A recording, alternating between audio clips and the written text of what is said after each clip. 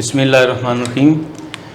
बेटा हम unit number 3 study कर रहे थे modern theories of covalent bonding. उसमें बेटा हमने वेस्पर थ्योरी कंप्लीट कर ली, फिर उसके बाद हमने वीबीटी को स्टडी किया था। VBT valence bond theory.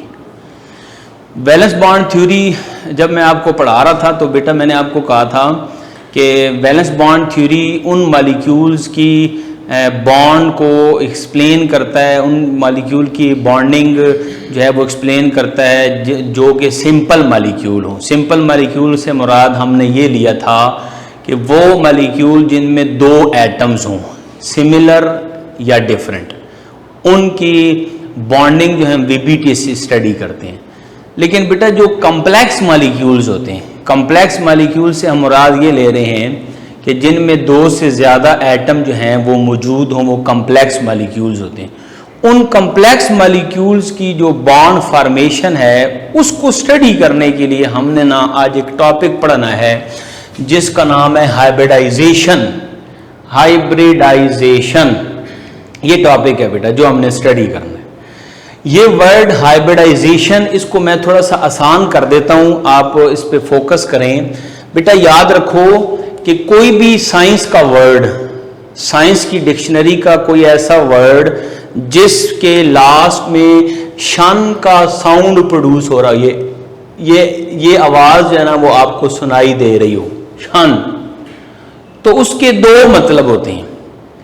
एक उसका मतलब होता है फॉर्मेशन, फॉर्मेशन, फॉर्मेशन, यानी उस वर्ड में किसी चीज की फॉर्मेशन डिस्कस की जा रही होगी। या उस शन का मतलब होता है एडिशन, यानी उस टर्म के अंदर किसी चीज की एडिशन को एक्सप्लेन किया जा रहा होगा। जैसे फॉर एग्जांपल आप पढ़ते हैं हाइड्रोजिनेशन, तो हाइड्रोजिनेशन का जो प्रोसेस है उसको आप डिफाइन करते हैं addition of hydrogen, hydration, addition of water. इसी तरह पढ़ते आयोनाइजेशन, फॉर्मेशन ऑफ आयंस। तो या तो वो साउंड, शन का जो साउंड है, आवाज है, वो उस टर्म में या तो किसी चीज की फॉर्मेशन को रिलेट कर रहा होगा, एक्सप्लेन कर रहा होगा, या बेटा किसी चीज की एडिशन के बारे में डिस्कस किया जा रहा होगा। यहां पर भी वर्ड लिखा है हाइब्रिडाइजेशन, शन मीन फॉर्मेशन। यहां जो शन का साउंड है वो फॉर्मेशन को रिप्रेजेंट करेगा, फॉर्मेशन की वैल्यू को रिप्रेजेंट करेगा। किस चीज की फॉर्मेशन? ये वर्ड लिखा हुआ है हाइब्रिड, हाइब्रिड, फिर उसके बाद आगे शन।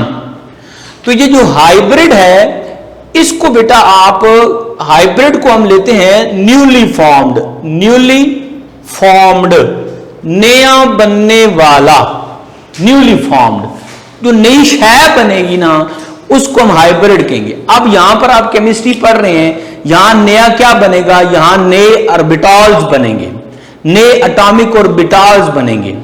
तो न्यू एटॉमिक ऑर्बिटल्स की फॉर्मेशन जो होती है उसको हम हाइब्रिडाइजेशन कहते हैं। अभी बेटा मैं वर्ड को एक्सप्लेन कर रहा हूं, फिर इसको प्रॉपर डिफाइन करते हैं। हाइब्रिडाइजेशन का ये जो वर्ड है इसका मतलब है new atomic orbital formation, formation of new atomic orbitals. तो ये हाइब्रिडाइजेशन थ्योरी हमने बेटा पढ़नी है। उसके लिए मैंने सबसे पहला पॉइंट ये लिखा है, व्हाई वी स्टडी हाइब्रिडाइजेशन को हम क्यों पढ़ने जा रहे हैं।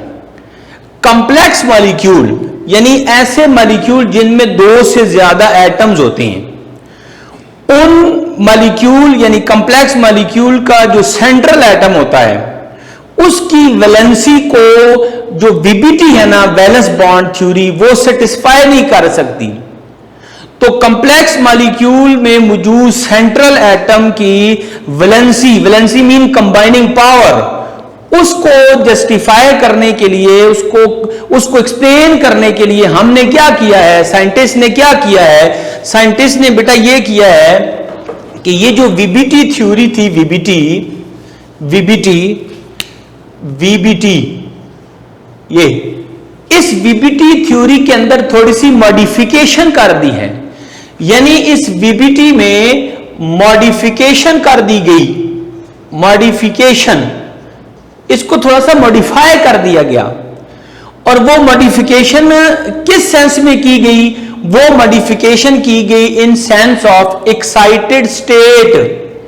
एक्साइटेड स्टेट यानी वीबीटी के अंदर अगर हम एक्साइटेड स्टेट के कंसेप्ट को अप्लाई कर दें तो वीबीटी का जो कंसेप्ट है वो एक नई थ्योरी में कन्वर्ट हो जाएगा, जिसको हम कहते हैं हाइब्रिडाइजेशन। फिर ये हाइब्रिडाइजेशन बन जाएगी, हाइब्रिडाइजेशन। तो हाइब्रिडाइजेशन को हम एप्लीकेशन मॉडिफिकेशन और वीबीटी भी कहते हैं, यानी वीबीटी को मॉडिफाई कर दिया, उसकी फर्दर एप्लीकेशन जो है वो स्टडी कर रहे हैं, तो वो क्या है? वो हाइब्रिडाइजेशन बन जाएगी। अब इसको एग्जांपल से समझाता हूं बेटा। ये जो मैंने बात की है कि कॉम्प्लेक्स मॉलिक्यूल में मौजूद सेंट्रल एटम, उसकी वैलेंसी को सेटिस्फाई करने के लिए हमें वीबीटी थ्योरी में मॉडिफिकेशन करनी पड़ी, क्योंकि वीबीटी क्या करती है? जस्टिफिकेशन नहीं दे सकती, उसकी वैलेंसी को सेटिस्फाई नहीं कर सकती सेंट्रल एटम जो कि कॉम्प्लेक्स मॉलिक्यूल का है। ये एग्जांपल से देखें, CH4 इसमें कार्बन सेंट्रल एटम है, एटॉमिक नंबर 6, इसकी इलेक्ट्रॉनिक कॉन्फ़िगरेशन की है 1s2 2s2 2px1 2py1, 6 electrons. ये एक pz0 है। अब अगर आप वीबीटी के कंसेप्ट को रिवाइज करें तो वीबीटी ने कहा था बॉन्ड वो वाले एटॉमिक ऑर्बिटल बनाते हैं जो पार्शियली फील्ड हो। तो पार्शियली फील्ड बेटा देखो, एक py है, एक p ये x है। तो वीबीटी के कंसेप्ट के मुताबिक कार्बन तो सिर्फ 2 बॉन्ड बनाने की एबिलिटी शो कर रहा है, 2 बॉन्ड, जबकि इस मॉलिक्यूल के अंदर कार्बन ने 4 बॉन्ड बनाए हुए हैं, CH4। तो इस एग्जांपल से देखो बेटा, वीबीटी कार्बन जो कि सेंट्रल एटम है, इस कॉम्प्लेक्स मॉलिक्यूल का इसकी वैलेंसी को सेटिस्फाई नहीं कर पा रही वीबीटी थ्योरी। तो क्या किया साइंटिस्ट ने? इस वीबीटी के कंसेप्ट के अंदर एक्साइटेड स्टेट को इंट्रोड्यूस करवाया। वो एक्साइटेड स्टेट क्या है कि यहां से इलेक्ट्रॉन एक एक्साइट होगा और इस जगह इधर आकर ये 2pz में चला जाएगा। अब आप इसकी इलेक्ट्रॉनिक कॉन्फ़िगरेशन देखें, 2s1 2px1 2py1 2pz1। अब जब एक्साइटेशन हुई है तो इस एक्साइटेशन के मुताबिक आप देख लो बेटा, 4 बॉन्ड बनाने की एबिलिटी कार्बन एटम जो है वो शो कर रहा है। क्लियर? तो एक्साइटेशन जो है ना, ये जब हमने वीबीटी में एज अ मॉडिफिकेशन के तौर पे अप्लाई की है तो हमारे पास एक नया कंसेप्ट बना है जिसको हम हाइब्रिडाइजेशन कहते हैं। एक और एग्जांपल देखें, BF3। इसमें सेंट्रल एटम बोरॉन है, atomic number 5, electronic configuration 1s2 2s2 2px1। अब वीबीटी के मुताबिक इसके पास सिर्फ एक पार्शियली फील्ड px है जो कि बॉन्ड बनाएगा, एक ही बॉन्ड बनाएगा।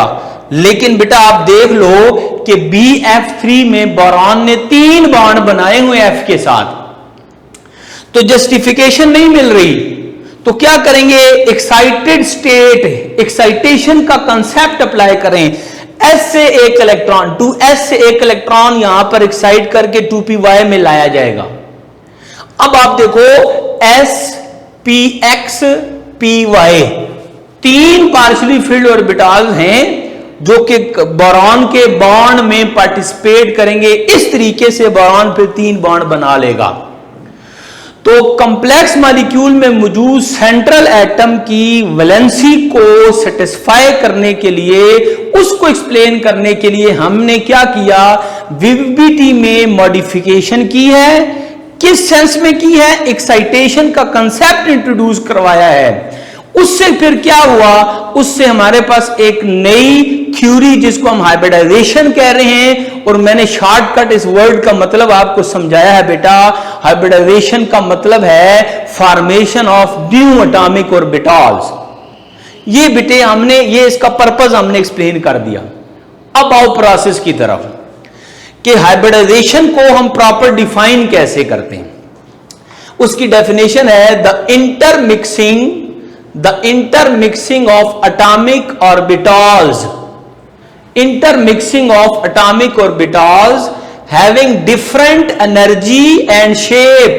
ये बेटे वर्ड जो है ना, ये वर्ड इस पर फोकस करना है, इसको गौर से इसको देखें बेटा। ऐसे एटॉमिक ऑर्बिटल्स जिनकी एनर्जी और शेप एक जैसी ना हो, वो क्या करते हैं, वो इंटरमिक्स होते हैं to form new atomic orbitals. वो क्या करेंगे, मिक्स होने के बाद नए एटॉमिक ऑर्बिटल्स बनाएंगे, न्यू एटॉमिक ऑर्बिटल्स। और वो जो नए एटॉमिक ऑर्बिटल्स होंगे उनके कैरेक्टर क्या है, of same energy and same shape. जो नए बनेंगे उनकी एनर्जी और शेप क्या होगी, एक जैसी होगी। जिन्होंने इंटरमिक्स होना है उनकी शेप भी डिफरेंट होगी, एनर्जी भी डिफरेंट होगी। और मिक्स होने के बाद जो नए बनेंगे उनकी शेप एक जैसी होगी, एनर्जी भी एक जैसी होगी। वो जो बेटा new orbitals of same energy and same shape बनेंगे, उन ऑर्बिटल्स को हम कहते हैं hybrid orbitals, called as hybrid orbitals. इसलिए मैंने उस वर्ड के स्टार्ट में इस वर्ड को एक्सप्लेन किया था स्टार्ट में कि hybridization mean formation of new atomic orbitals. अब ये जो प्रोसेस है इंटरमिक्सिंग का, ये सारा प्रोसेस, इसको हम हाइब्रिडाइजेशन कहते हैं, यानी formation of new atomic orbitals called as hybridization. Okay बेटा, अब कैसे होता है ये इंटरमिक्स, ये हम फिर मैं अब फर्दर आगे चलते हैं तो उसको एक्सप्लेन करते हैं। उसके बाद जो तीसरा पॉइंट जो आपने याद रखना है वो basic principle. What is the basic principle of hybridization, intermixing, hybridization? इसका बेसिक प्रिंसिपल है law of conservation of atomic orbitals. मतलब ये कहने का बेटा कि ये जो न्यू एटॉमिक ऑर्बिटल्स बन रहे हैं इनकी फॉर्मेशन का बेसिक प्रिंसिपल क्या है, तो वो है law of conservation of atomic orbitals. जैसे आप पढ़ते हैं law of conservation of energy, law of conservation of momentum, इसी तरह ये भी है law of conservation of atomic orbitals. इस वर्डिंग को, इस लॉ को आप इस तरीके से बेटा डिफाइन कर सकते हैं, याद रख सकते हैं। इस लॉ का मतलब ये है number of atomic orbitals intermixed, वो एटॉमिक ऑर्बिटल जो इंटरमिक्स होंगे is equal to number of hybrid orbitals. Mix होने वाले एटॉमिक ऑर्बिटल्स की क्वांटिटी जो नए बनने वाले हाइब्रिड ऑर्बिटल्स हैं उनकी क्वांटिटी के इक्वल होनी चाहिए। मतलब अगर मिक्स होने वाले चार ऑर्बिटल्स हैं, चार, तो जो नए बनेंगे वो भी बेटा कितने होंगे, 4। अगर मिक्स होने वाले आपके पास 3 हाइब्रिड ऑर्बिटल्स हैं तो नए कितने बनेंगे, 3। ये इक्वल क्वांटिटी का मतलब है law of conservation of atomic orbitals. अब इस लॉ को एग्जाम्पल के साथ बेटे यहां पर समझ लो। ये एस है, ये p x, p y, p z. जब ये इंटरमिक्स होंगे, कैसे होंगे वो हम इस एग्जाम्पल में फिर एप्लीकेशन की तरफ जाएंगे तो फिर आपको बताते हैं कि कैसे इंटरमिक्स करना है। S, p x, p y, p z जब ये इंटरमिक्स होंगे तो इंटरमिक्स होने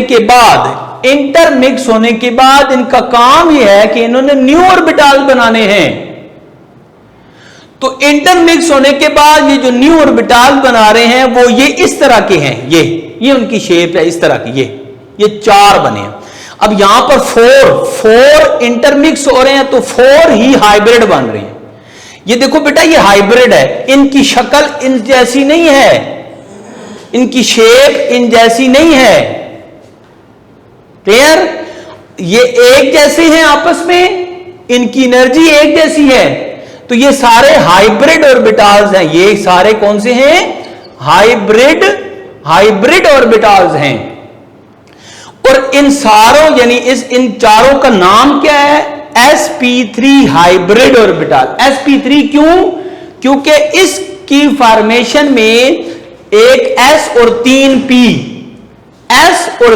p ये पार्टिसिपेट कर रहे हैं।